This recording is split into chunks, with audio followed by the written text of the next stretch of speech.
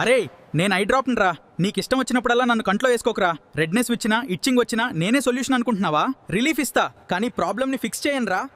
ఇది ఫన్నీ అనిపించచ్చు, కానీ క్లినికల్ గా ఈ మ్యాటర్ చాలా సీరియస్. చాలా మంది over the counter eye drops doctor advise లేకుండానే వాళ్లే తీసుకొని యూజ్ చేస్తున్నారు. ఇందులో మోస్ట్ ఇంపార్టెంట్ ఈ స్టీరాయిడ్ కంటైనింగ్ డ్రాప్స్. స్టీరాయిడ్ వాడినప్పుడు వెంటనే రెడ్నెస్ అనేది తగ్గుతుంది, సిమ్టమ్స్ అనేవి తగ్గుతాయి అండ్ కన్ను బాగా ఇంప్రూవ్ అయినట్టు అనిపిస్తుంది. కానీ లాంగ్ టర్మ్ యూసేజ్ లో ఏమవుతుందో చెప్తాను. చాలా సార్లు ఒక డ్రాప్ ఈ స్టీరాయిడ్ డ్రాప్ వాడాక తగ్గిపోయిందని బంద్ చేస్తారు, కానీ మళ్ళీ నెక్స్ట్ టైం ఎప్పుడు రెడ్నెస్ వచ్చినా అదే drop once or twice years together continue పెడతారు. దీని వల్ల ఏమవుతుందంటే ఇంట్రాక్యులర్ ప్రెషర్ అంటే కంట్లో ఉన్న బీపీ లాంటి ప్రెషర్. సో ఈ ప్రెషర్ పెరిగినట్టు మీకు యాసచ్ ఏం సిమ్టమ్స్ తెలియవు. ప్రెషర్ పెరిగి దాని వల్ల కంటి నరాలు డ్యామేజ్ అయ్యి కంటికి బ్రెయిన్ కి కనెక్షన్ అనేది ఇంపాక్ట్ అయ్యి విజన్ పోయాకే మీకు తెలుస్తుంది. ఇది కాకుండా లాంగ్ టర్మ్ స్టీరాయిడ్ యూసేజ్ వల్ల కంట్లో ఫంగల్ ఇన్ఫెక్షన్స్ కూడా రావచ్చు. ఫంగల్ ఇన్ఫెక్షన్స్ వల్ల చూపు కూడా పోవచ్చు. క్యాటరాక్ట్ అనేది long term oral or drops పరంగా స్టీరాయిడ్ వాడడం వల్ల చాలా మందికి యంగ్ ఏజ్ లోనే రావచ్చు. సో ఫైనల్లీ ఐ డ్రాప్స్ ఒరే అని చెప్పి అన్నారని ఫీల్ అవ్వకండి, నేను సారీ చెప్పిస్తా.